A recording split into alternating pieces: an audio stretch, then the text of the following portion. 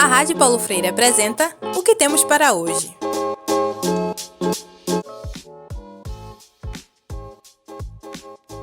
Olá, você que nos acompanha pelo YouTube e pelo streaming da Rádio Universitária Paulo Freire, nesta edição do Que Tem Pra Hoje. Eu sou Clara Oliveira, estudante de jornalismo da UFPE e comando esta edição do programa.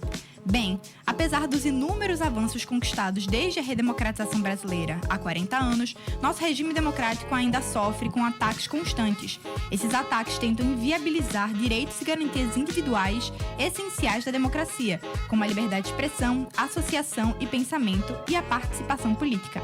Para tentar frear essas violências, é necessário que a sociedade se una em defesa da democracia. E isso só pode acontecer quando as pessoas conseguem lembrar da nossa história. Nesse sentido, iniciativas como o Memorial da Democracia de Pernambuco, Fernando de Vasconcelos Coelho, um espaço físico localizado em Recife, no sítio da Trindade, tem um grande acervo documental da Comissão da Memória e Verdade Dom Helder Câmara e colabora com a formação cidadã e com o fortalecimento da democracia.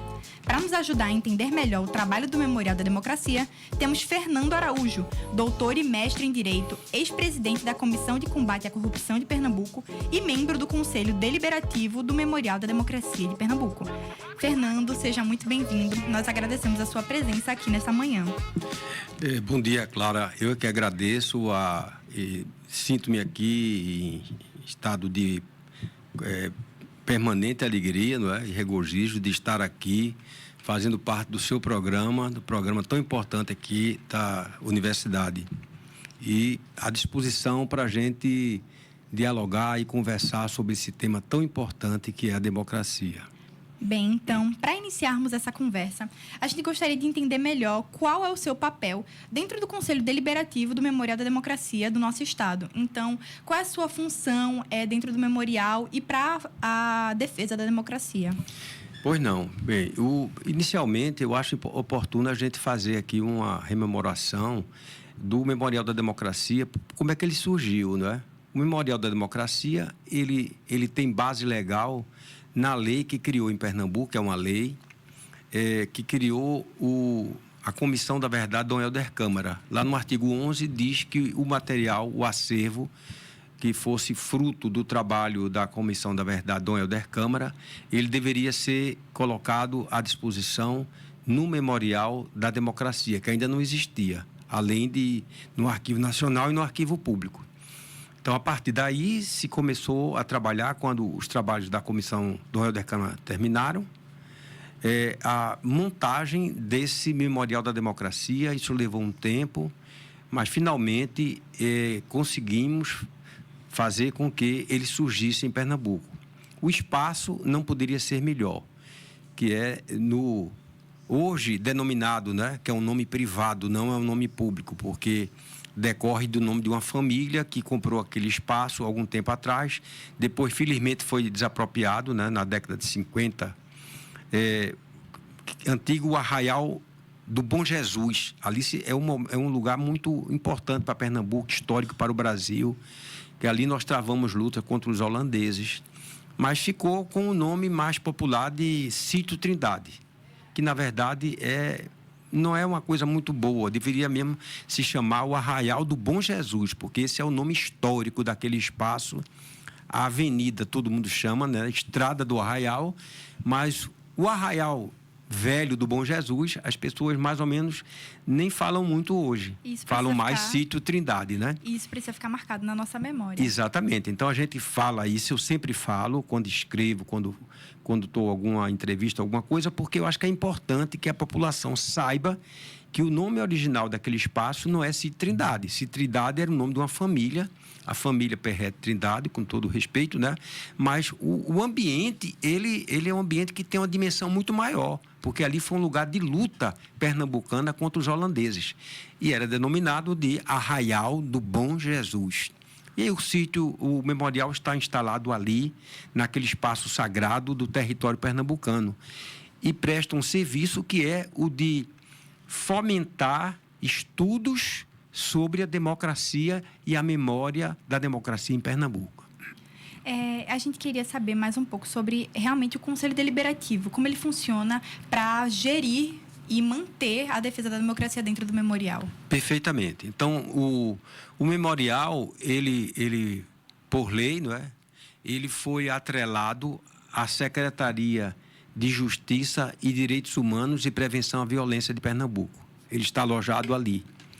E o memorial, ele tem um conselho, que é quem orienta como deve as coisas acontecerem, não é? Do ponto de vista pedagógico, de exposição, etc. Esse memorial, esse conselho, ele é composto por 16 pessoas, 8 pertencem ao governo e 8 são trazidos da sociedade civil. Eu, particularmente, sou uma pessoa da sociedade civil, eu não sou do governo. Mas existem 8 pessoas do governo, então é uma comissão paritária, né? 8 a 8. Eu, no momento, fui eleito lá o secretário-geral do memorial e faço esse trabalho de secretariar as reuniões e divulgar as atas que estão disponíveis, né, para as pessoas. E as sessões são gravadas também em áudio e vídeo. Elas são disponíveis onde? Elas são disponíveis no site da CEP, porque lá é onde nós fazemos as reuniões, não é? Então, até onde eu sei, a CEP disponibiliza esse material, que tem que ser, é um material público, né? Ele tem que saber o que é que está acontecendo, quais são os debates.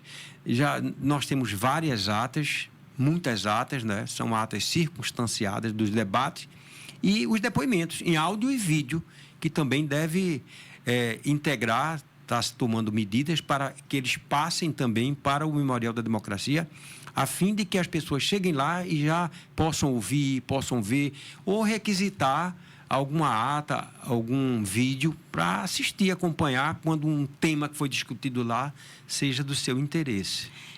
Eu também queria perguntar como a sua atuação dentro do campo jurídico contribui para a sua função dentro do Memorial da Democracia. Como a sua experiência dentro do direito contribui com essa luta? Certo. Acho que é importante porque eu, na verdade, trago alguma experiência, né, não só de professor de direito, aqui de várias universidades, faculdades do Recife, como também como procurador federal que sou, me aposentei recentemente, então tenho uma experiência acumulada, né? Atualmente não sou mais procurador, estou evidente aposentado, procurador federal, mas sou advogado e fui presidente da comissão, como você mencionou aí no anúncio do currículo, da Comissão Anticorrupção da OAB de Pernambuco. E essa experiência toda, também fui secretário-geral da Comissão da Verdade, Dom Helder Câmara, e coordenador da assessoria daquela comissão, que atuamos com pessoas muito importantes, né? A partir do seu coordenador-geral, o presidente, Dr. Fernando de Vasconcelos Coelho, que deu nome ao memorial, né? Depois de seu falecimento, Nádia Brainer, né? O próprio Manuel Moraes, professor Socorro Ferraz, Lilian Gondim, e tantos outros companheiros e companheiras que atuaram brilhantemente naquela comissão. Então, esse conjunto de experiências, acredito que facilite também a desempenhar um trabalho na comissão atual do memorial, né? Nesse Conselho Deliberativo do Memorial, pela experiência até de anos acumulados, também como secretário que fui da Comissão da Verdade, aqui em Pernambuco. Sim. O senhor também falou no nome de Fernando de Vasconcelos Coelho, que foi um grande advogado, um grande militante também na luta pela democracia e que foi homenageado no nome do memorial. Porque foi presidente da OAB, lutou pela redemocratização e atuou na Comissão Estadual da Memória e Verdade do Dom Helder Câmara. Então, gostaria de saber como o trabalho dessa figura tão importante influencia hoje o trabalho do memorial, como a memória dele é mantida. É verdade, é uma pergunta muito importante. Pelo exemplo de vida, não é? Eu acho que o exemplo de vida dele foi um exemplo marcante, porque ele foi sempre um homem que atuou de uma forma linear, sem sinuosidades na vida dele, não é? É muito comum que, muitas vezes, as pessoas sejam atraídas e mudam de posições políticas na vida Ele foi uma pessoa que foi coerente. Eu acho que foi a grande virtude, uma das grandes virtudes do homem é a coerência, né? A coerência como cidadão, a coerência como visão de mundo, como político. E ele foi uma pessoa que vinha lá de uma luta já desde do MCP, né, que Paulo Freire também atuou, que dá aqui o nome à rádio, junto com seu irmão Germano Coelho, que foi prefeito de Olinda. E ele teve um papel importante nessas lutas para trás. E quando a ditadura se instalou, evidentemente que ele ficou afastado durante todo o tempo, mas nunca capitulou. Apesar de ter sido muito tempo seduzido, nunca mudou de posição, manteve-se coerente, teve 2 mandatos de deputado federal, teve uma atuação brilhante, chegou a ser reconhecido na época como um dos mais importantes deputados federais que o Estado teve, deixou um legado de projetos e propostas e livros escritos. Eu aqui cito um dos livros dele muito importante, Direita Vou Ver, e o outro, A Guerra Fria, a Ditadura no Brasil, outro livro muito importante. Tempos de faculdade, né? Ele estudou aqui na Universidade Federal, na Faculdade de Direito, foi da turma de 1955, se formou, uma turma muito importante, que deu pessoas, não é, também muito importantes ao lado dele, como o ex-senador, que era muito amigo dele, Marcos Freire, né? Foi senador, candidato a governador. Aliás, o próprio Fernando Coelho foi candidato a vice-governador na chapa de Marcos Freire, em 1982. Né? Então, sempre manteve essa coerência de luta e de trabalho político em prol da transformação da sociedade.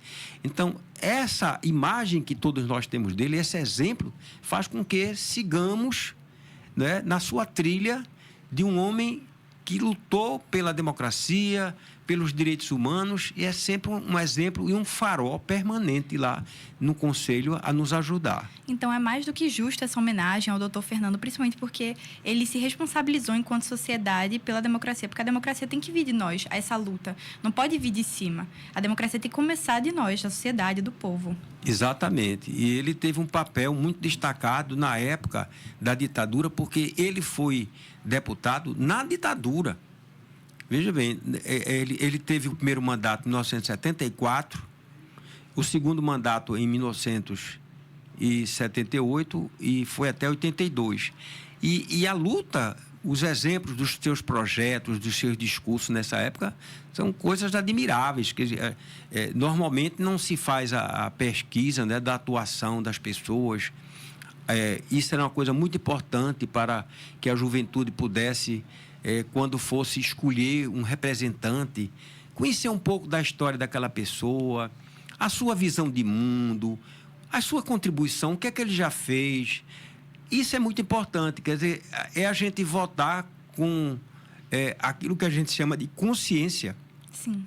De que a gente está dando um voto, que é uma coisa muito importante, a alguém que efetivamente vai fazer um trabalho em favor da transformação da sociedade, da mudança da sociedade. Eu acho que esse exemplo ele deu, até pela luta que ele travou, chegou a ser, numa época difícil, vice-presidente do então MDB, ao lado de Ulisses Guimarães. Ulisses Guimarães era o presidente do MDB, na resistência, e ele foi o vice. Veja, numa época de bipartidarismo, ele chegou a ser escolhido pelo seu talento, pelo seu trabalho, pela sua contribuição à sociedade. Ele foi escolhido lá pelos seus pares como o vice-presidente do partido. Então, um momento muito interessante e muito significativo para todos nós. E uma reflexão que fica antes da gente ir para a próxima pergunta é que ele nos ensina que a democracia não é feita só no momento da eleição. Ela é feita nos 4 anos que se seguem. Então, como eu exerço o meu agir democrático depois que eu voto? Como eu cobro? Como eu me faço presente nos espaços públicos, né? Exatamente, porque a gente às vezes tem a ideia de que quando vota, esgota ali a nossa contribuição à democracia. Isso é um grande equívoco, não é? Aquele momento é um momento inicial, mas você tem depois o compromisso de fiscalizar quem você votou, em quem você votou. E cobrar, você tem o dever de cobrar das pessoas em quem você confiou durante os 4 anos, seja prefeito, um vereador, um deputado estadual, federal, um senador, um presidente da República, você tem que cobrar a postura e os compromissos que foram assumidos, porque você fez com que você confiasse nele para depositar a sua confiança e o seu voto. O trabalho não encerra quando você vota no dia da eleição. Exatamente.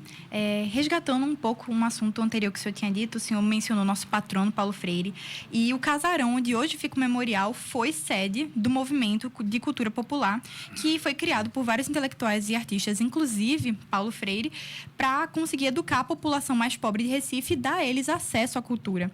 Então, gostaria de saber a sua opinião sobre se, ao ocupar esse espaço, o memorial também herda essa missão de democratizar o conhecimento e chegar às pessoas que mais precisam, que são as pessoas mais vulnerabilizadas. Exatamente. Esse capítulo do Movimento de Cultura Popular é um capítulo muito importante. É um capítulo fundamental.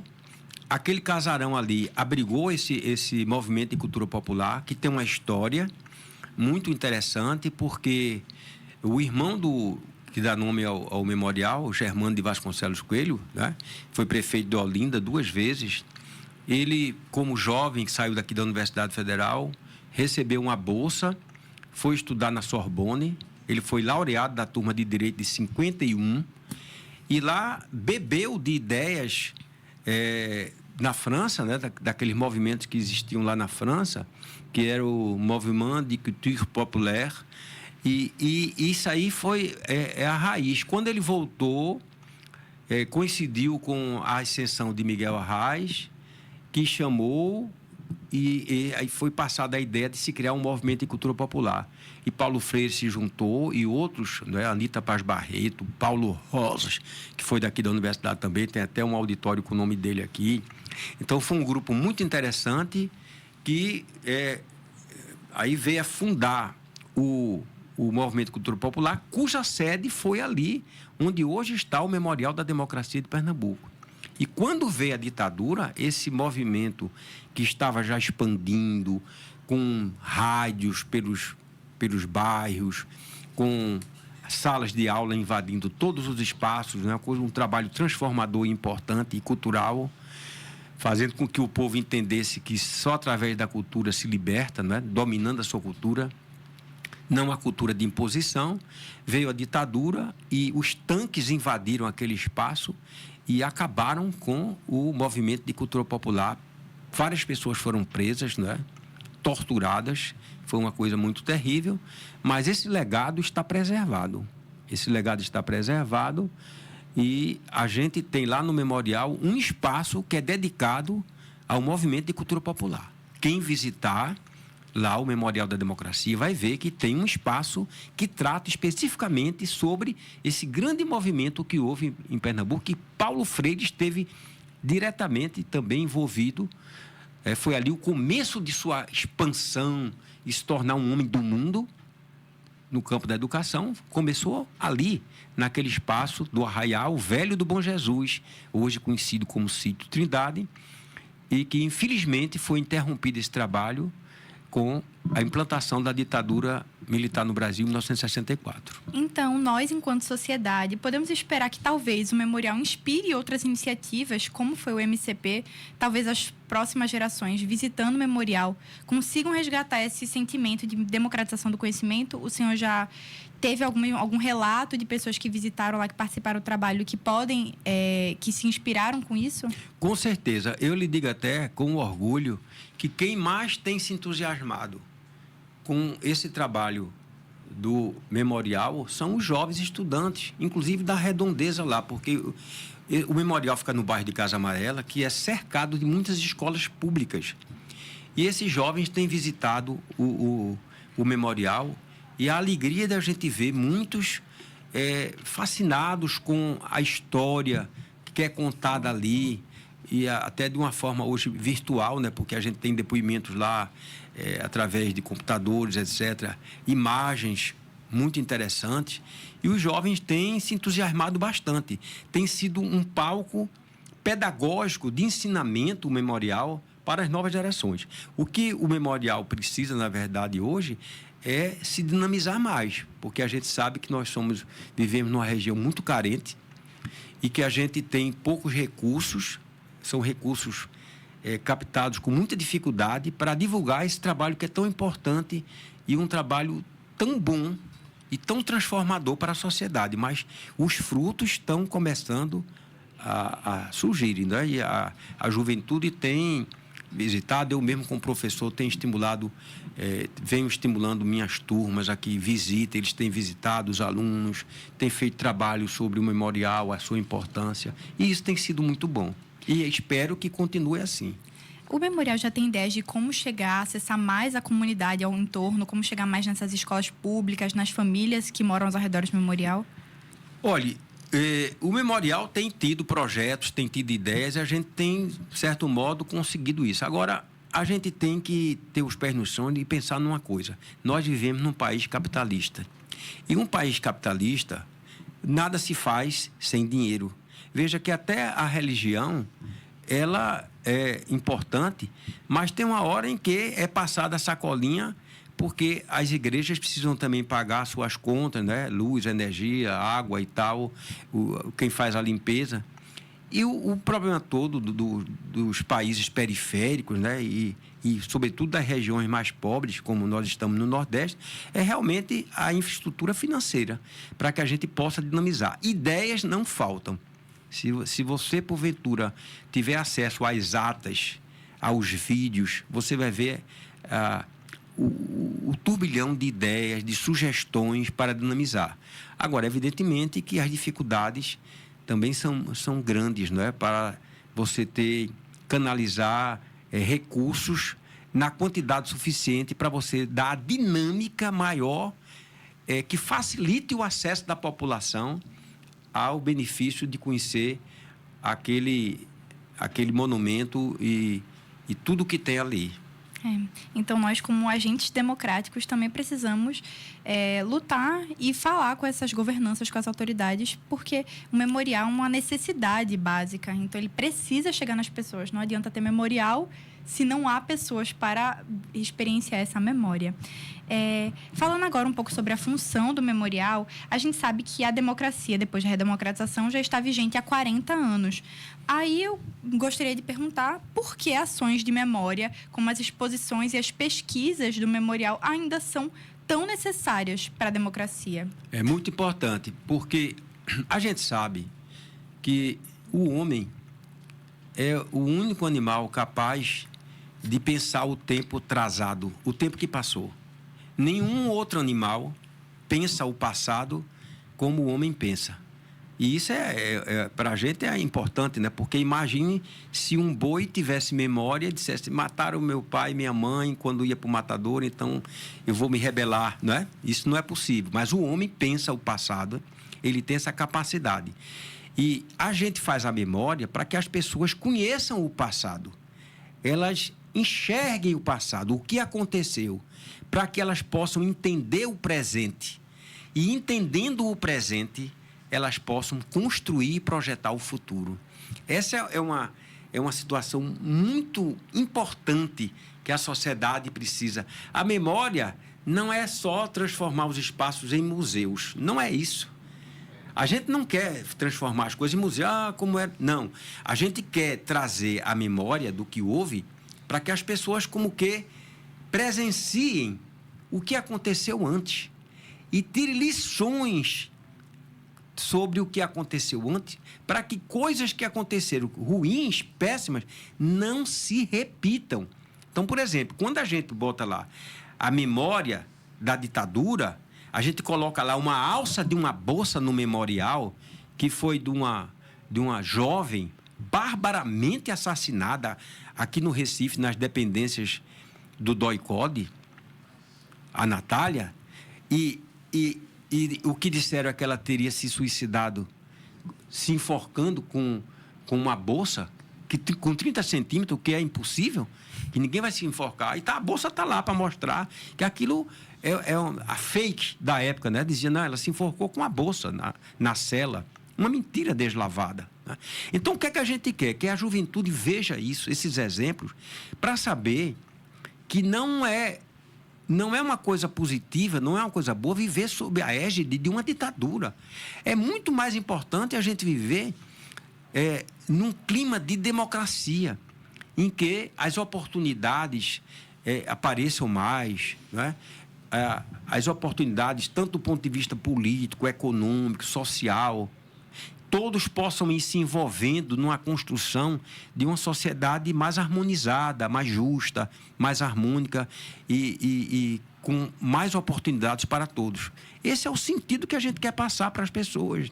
Então, quando a gente vê com tristeza pessoas pedindo ditadura num país, não é negar completamente a história, é desconhecer efetivamente o que aconteceu, não ter a memória. E o que é que a gente faz? A gente traz a memória para as pessoas. Olha, veja o que você está dizendo, antes de você falar, veja isso aqui.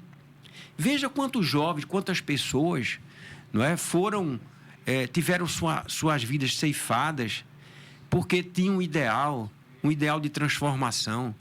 Porque a ditadura nada mais é do que o domínio de tudo que existe de positivo na sociedade por um grupo, em detrimento da maioria. É isso que é ditadura, porque alguém vai se beneficiar numa ditadura. Isso é conhecido, todo mundo sabe. Quando se quer o poder, porque o poder é uma coisa muito sedutora. Quando você vê um presidente que não quer sair do poder e quer fazer tudo, até atentar contra o Estado Democrático de Direito, é porque ele foi seduzido. A ditadura vai favorecer a ele, ao grupo que vai estar com ele, mesmo que em detrimento de milhões de pessoas que vão penar. Então, é isso que a gente quer que as pessoas compreendam. Que a democracia pode não ser o melhor regime, e ele não é, certamente, mas ele tem virtudes que precisam ser entendidas e compreendidas, porque é melhor, muito melhor do que outros que não oferecem as possibilidades que ele oferece. Então, o senhor já explicou para a gente um pouco sobre como funciona o memorial na preservação para o futuro, principalmente para as próximas gerações. E eu gostaria de saber se dentro do memorial, além das exposições que já são muito importantes, existem mecanismos, professores, instrutores, que ajudem as pessoas que estão visitando a entender também a importância política. Porque muitas pessoas querem debater política, mas não sabem o que é política efetivamente, não sabem o que é democracia efetivamente. Então, o memorial pode ajudar as pessoas a entenderem o que é democracia e o que é ser democrático?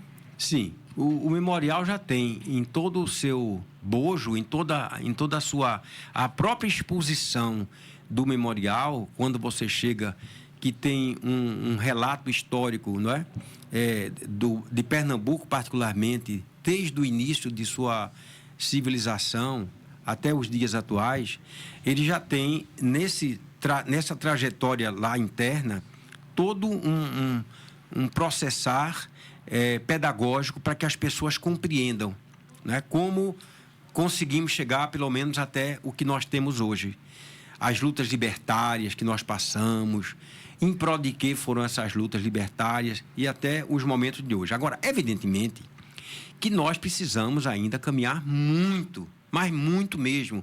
Nós precisamos ter ali, evidentemente, muito mais pessoas dedicadas a esse trabalho pedagógico que ainda, evidentemente, não temos. O memorial tem 2 anos, né? Vai fazer 2 anos agora, e, evidentemente, ele ainda não tem. Ele precisa se apetrechar mais, expandir mais. Já há projeto nesse sentido, não é? De fazer com que ele saia dali, tenha um caminhar itinerário, vá até o interior, não é? Se expanda através de palestras, de conferências. Isso é um projeto. Agora, evidentemente que, como isso tem um custo, evidentemente que isso vai num processo mais lento, não é? Vai num processo mais lento porque nós estamos vivendo momentos difíceis e de crise, como as próprias universidades agora estão com suas verbas contingenciadas e vivendo momentos muito difíceis, até para as suas despesas correntes, né? Sofrendo com isso. Também nós passamos por esse momento. Mas esperamos que essa situação melhore, né? Para que a gente possa expandir e realizar aquilo que o Memorial da Democracia de Pernambuco se propõe, até por ser o primeiro exemplo de memorial do país. O primeiro memorial do país foi instalado aqui em Pernambuco, pioneiramente. Mais um pioneirismo de Pernambuco, né? Essa terra que tem tantos pioneirismos, como aquele que deu o primeiro grito em favor de uma república 60 anos antes da Revolução Francesa. Veja bem, em 1710, nós já estávamos falando aqui em Pernambuco em república. E a França só foi falar em 1789. Então, veja que nós temos pioneirismo. Agora, às vezes, a gente fala, mas não transforma os nossos gritos em realidade. E é isso que a gente quer fazer com o Memorial da Democracia. Para você que chegou agora, este é o programa O que Tem para Hoje. Neste primeiro bloco, estamos conversando sobre o Memorial da Democracia. Contamos com a presença em nosso estúdio do doutor e mestre em Direito e membro do Conselho Deliberativo do Memorial da Democracia de Pernambuco, Fernando Araújo. Bem, doutor, a sua tese de doutorado se tornou um livro que se chama Aspectos da História do Direito no Brasil. Como a história do direito no nosso país pode nos ajudar a compreender as questões da redemocratização, que são tão importantes para a nossa democracia? Muito boa pergunta, eu lhe agradeço, porque esse trabalho que eu fiz aqui na Universidade Federal, na Faculdade de Direito, meu trabalho de doutoramento, que o nome do livro, o nome comercial do livro, ficou Aspectos da História do Direito no Brasil. Mas o tema da tese, se você olhar aqui embaixo do livro, que eu estou com ele aqui, foi Opressão e Bacharelismo, a gênese do positivismo no Brasil. Quer dizer, a gente analisa como é que o Estado brasileiro se formou. A gente vem desde do primeiro período, né, do Brasil colônia, depois do Brasil império, a gente analisa tudo isso e a gente vê que a nossa sociedade, ela mudou a passos muito lentos. Houve mudança? Houve, mas mudou a passos muito lentos e ainda precisa dar passos mais alargados, não é? Porque, veja, no passado, a gente tem exemplos aqui que não são muito edificantes. Basta lembrar que o Brasil teve escola de nível superior antes da escola de nível fundamental e médio. Isso é uma coisa incrível. Como é que pode você começar pelo telhado? Você tem que começar pela base. Não, mas aí por quê? Essa é uma questão que eu coloco no livro. Por que é que nós tivemos faculdades antes de ensino fundamental oficial, né, no Brasil? Porque o establishment, o que ele fazia era, pegava os jovens, colocava para que eles fossem estudar na Europa, medicina, veterinária, agronomia, essas coisas, direito, principalmente em Coimbra, e quando eles voltavam, essas pessoas iam servir ao propósito do regime que estava lá. Por quê? Porque interessava ao sistema manter aquele status quo. Então, veja, os jovens chegavam aqui, tinham um emprego facilitado pelo governo, né, da época, cada um era alocado e permanecia assim. Para que você tenha uma ideia de como isso é importante, que a gente não pode resumir um livro aqui, veja que a Revolução Francesa aconteceu em 1789. Nós só nos transformamos em república um século depois, 1889. Então, veja, o sistema conseguiu manter um século, diferentemente da Europa, que muitas monarquias foram se transformando em república, e a gente aqui segurando. Porque toda revolta, toda luta que tinha era sufocada, era abafada. Porque o governo da época sabia manter um sistema de apoio nas elites que impedia que houvesse qualquer transformação. A mesma coisa a gente fala com o regime escravocrata, que só acabou no Brasil, foi um dos outros países a acabar com o escravismo, enquanto o mundo já estava dando as costas para esse sistema. Nós permanecemos muito mais tempo do que o resto do mundo civilizado, né? E só em 1888 é que conseguimos aí dar o primeiro passo, porque a gente não pode dizer que acabou porque a gente sabe que até hoje ainda é uma história que a gente pode conversar, não é? Sobre isso. Até hoje ainda tem resquícios desse sistema escravocrata no Brasil.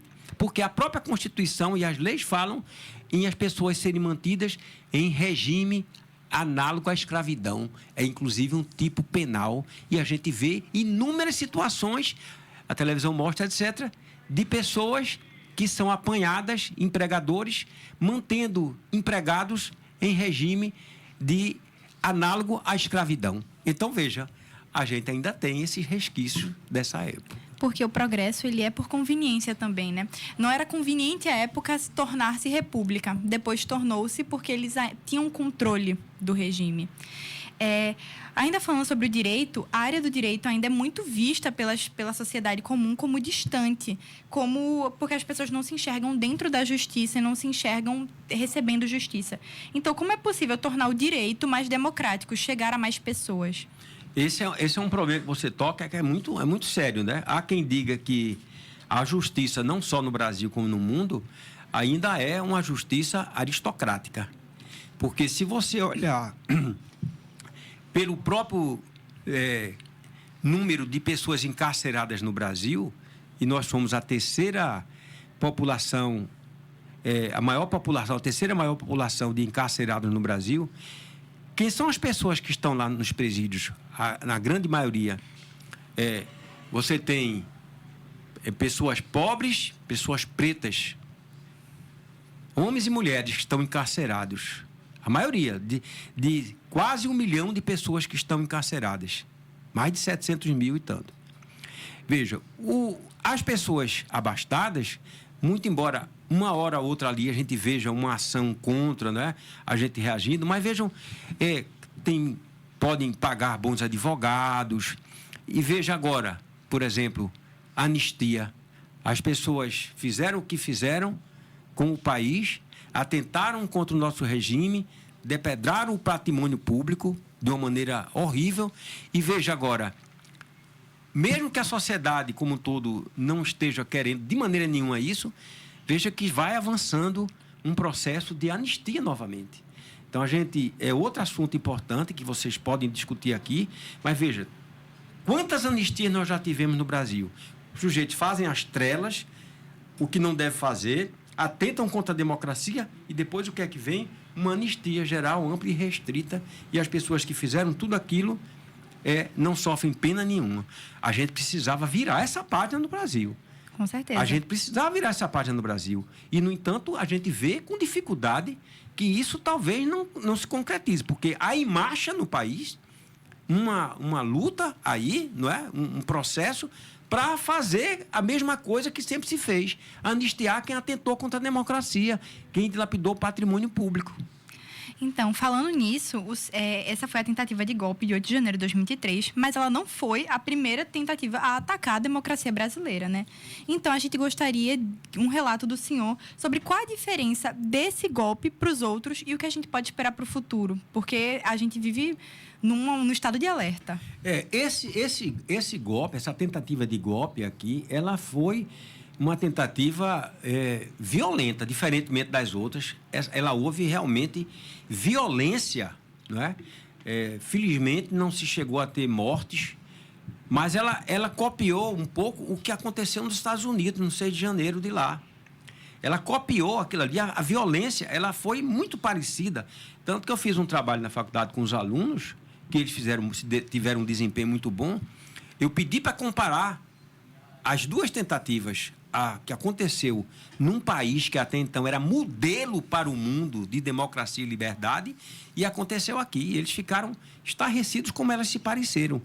Lá chegou a haver mortes, morreram pessoas. Aqui não houve mortes ali, mas o patrimônio foi muito massacrado, muito vandalizado, não é? Então, dessa feita, houve violência mesmo, não é? Houve uma coisa que foi muito feia, que a gente viu na televisão. Hoje, com o sistema sendo em tempo real mostrado para o Brasil, para o mundo, nós ficamos estarrecidos com o nível da violência, as pessoas com picaretas, com martelos, com pau, com pedra, jogando, quebrando tudo, não é? Então, essa violência, ela espantou Porque antes, no passado, não se chegou a ter esse nível de violência que houve agora, a partir do golpe, do primeiro golpe no Brasil, que foi o golpe que inaugurou a República. Porque, curiosamente, a República no Brasil, ela começou a partir de um golpe, né? A partir de um golpe. E isso foi um começo muito ruim, porque a gente teria que ter começado de outra forma. Nós começamos com um golpe. E aí houve como que um aprendizado, a pedagogia de lá, de que, de vez em quando, poderia se alternar esses momentos com golpes militares. E nós fomos tendo golpes e anistias. Golpes e tentativas de golpe ou golpes de anistia. Em 64, em 30 houve um golpe, né? O Getúlio Vargas governou até 45. Em 54 ia haver outro golpe, foi adiado, mas houve em 64. Então, veja quantos golpes nós tivemos, fora as tentativas de golpes, né? E golpes que se eternizam. Getúlio Vargas governou por muito tempo. É verdade que um período ele governou com apoio popular e outro foi na ditadura mesmo. E aqui no Brasil, nós começamos, inclusive, com apoio de instituições, de pessoas importantes que apoiaram o golpe, depois se arrependeram e mudaram de posição. Instituições e pessoas. Veja, e durou o quê? 21 anos. Por quê? Porque é uma coisa que eu sempre digo para os meus alunos, o poder é muito sedutor. Então, ele seduz as pessoas e ninguém, quando você... Por isso que Bertrand Russell, né, que é um autor inglês, ele tem um livro muito importante, que eu acho mais importante, a mais importante análise sobre o poder, não é? É o maior mergulho. Ele diz que para a pessoa ser poder, ela tem que se domesticar, ela tem que ter como que um aprendizado anterior, se civilizar para exercer o poder com o propósito de transformar, de mudar a sociedade e não de tirar proveito do poder. Mas, infelizmente, a gente tem visto que as pessoas chegam ao poder e espírito público não existe, na sua maioria, salvo as honrosas exceções. O que existe é desejo do poder pelo poder e ajudar amigos, familiares e não mudar e transformar a sociedade. Pegando esse gancho do senhor, um sociólogo brasileiro muito famoso, que é Florestan Fernandes, ele acredita que a gente não vive uma democracia efetiva, e sim uma autocracia burguesa, porque as elites nacionais manipulam o regime para que, independente do político que seja eleito e de sua posição política, a situação de classes no Brasil não seja alterada, mantendo assim os privilégios nas decisões. Então, tomando essa referência do sociólogo, a gente queria saber como é possível ao cidadão comum perceber as diferenças sutis do que é realmente democracia, quais os limites do regime democrático, até onde ele é democracia e deixa de ser. Muito bom, muito boa pergunta, Clara. Isso aí vai depender basicamente de uma coisa chamada educação. E quando a sociedade trava, não coloca como prioridade esse processo de transformação, educação, e a gente tem índices muito negativos, né? Como agora o índice de analfabetismo funcional no Brasil aumentou muito. Houve problema da pandemia, etc. Mas é muito grave. E você tocou aí no nome, coincidentemente, eu tinha anotado aqui o nome dele também, não é? Entre outros, de pessoas que pensaram o Brasil, os seus problemas, não é? As suas mazelas, as suas dificuldades. E comecei aqui colocando quem pensou o Brasil. Gilberto Freire, Caio Prado Júnior, Florestan Fernandes, que você acabou de citar, Raimundo Fauro, com Os Donos do Poder no Brasil, Darcy Ribeiro, outro grande livro que escreveu, que a juventude precisava ler esse livro, O Povo Brasileiro, um grande livro. E hoje, eu acho que, na minha humilde avaliação, superou todos esses outros. Eu acho que o professor e sociólogo Gessé Souza, que está aí atuante, ele hoje atualizou toda a visão dos outros, né? Mas ele hoje é quem pensa melhor o país e explica melhor toda essa situação que ainda hoje nós estamos em livros como, por exemplo, A Elite do Atraso. É um livro fundamental que eu recomendo para que as pessoas leiam. Um outro livro é A Classe Média no Espelho. e outros livros que ele tem que são fundamentais para que a gente possa entender essa situação. E aí a pergunta foi baseada no professor Florestan. Qual é o problema crucial para que a gente possa entender e compreender? É a educação. Enquanto a gente não avançar, enquanto a gente não tornar efetivamente... Eu sei que muitos governantes querem tornar a educação prioritária. Mas, às vezes, ele dá um passo para frente e o sistema, não é? As forças querem empurrar para trás. Eu vejo, por exemplo, eu ensinando na faculdade a discussão de pessoas que eram contra o sistema de cotas, por exemplo. Se rebelavam. É uma coisa positiva, porque a gente tem que olhar a história para entender por que cotas. Ora, França fez cotas, os próprios Estados Unidos fizeram cotas. Foi uma coisa fundamental em determinado momento. Mas eu vi, por exemplo, programas como Pé de Meia, que foi um programa novo que surgiu agora, críticas a ele e tal. Por quê? Porque são forças que se digladiam dentro do mesmo regime, dentro do mesmo sistema. Umas querendo o avanço e outras não querendo. Então, há essa quebra de braço. Uns progressistas querendo o avanço, a transformação, a melhoria da educação e outros empurrando. Vejam, por exemplo, até no mundo agora, as universidades sendo também tendo suas verbas cortadas no mundo. A gente está vendo aí, os próprios Estados Unidos cortando verbas de Harvard, da universidade, as maiores universidades do mundo, Columbia, etc. O que é uma pena, não é? Porque isso é um prejuízo da ciência. E aqui também não é diferente. Quando se pensa, sempre vem o discurso de, mesmo quando é em favor do social, do discurso contra os gastos no social. Mas é um país em que ainda há um favorecimento ao rentismo, ao investimento, ao sistema financeiro. E isso tudo, às vezes, não chega para a população compreender, porque isso está dentro do bojo da discussão do processo democrático. Mas como é que a gente vai chegar a falar sobre sistema financeiro, o que é que pode melhorar? Não é que não exista, mas como é que ele pode melhorar para não ser só quem ganhe em detrimento dos outros?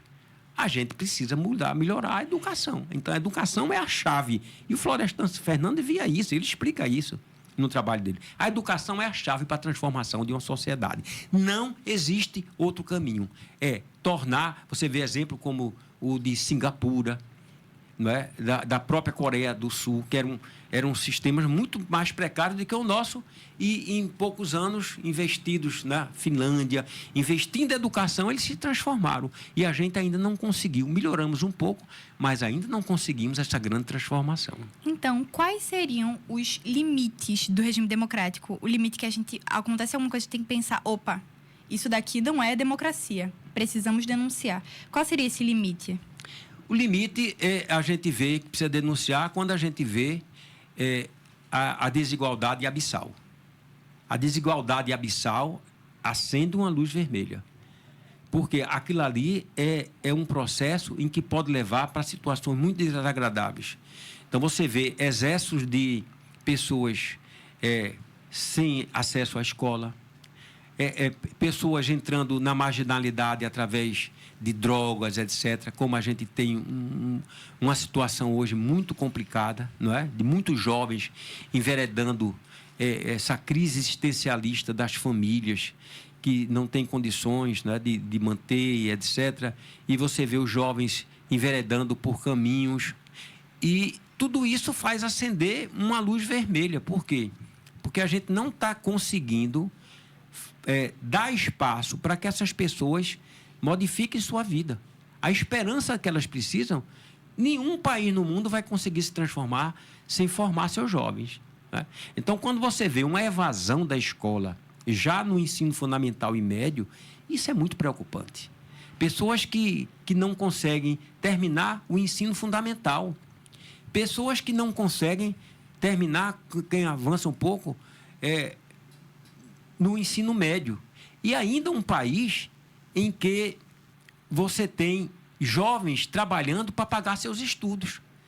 Então, isso deve acender, porque a educação não pode ser uma coisa que você tira do seu dinheiro, o jovem trabalha para pagar a educação que é uma coisa que vai beneficiar o país, como é que pode isso? Tem muitos jovens, e eu ensino em muitas faculdades, já vi os jovens tirando o seu dinheirinho do seu trabalho para pagar a sua escola.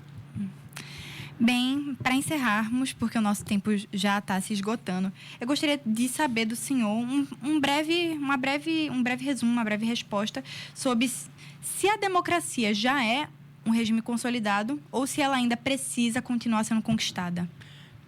Muito boa pergunta, claro. Olha, a democracia é um processo.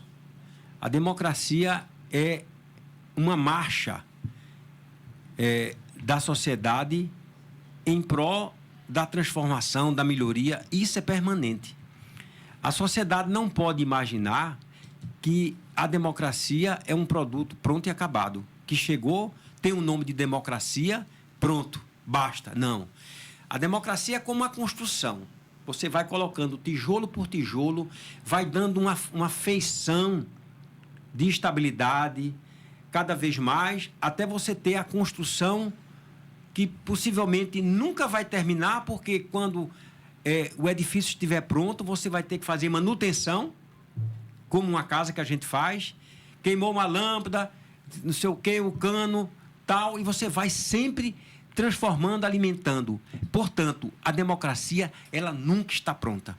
Ela sempre estará necessitando de mais melhoria, de mais transformação, porque a sociedade cresce. O homem é dinâmico, não é? Hoje a gente tem uma necessidade, por exemplo, para você ver, que há 20 anos não tínhamos, de inclusão social, de inclusão digital.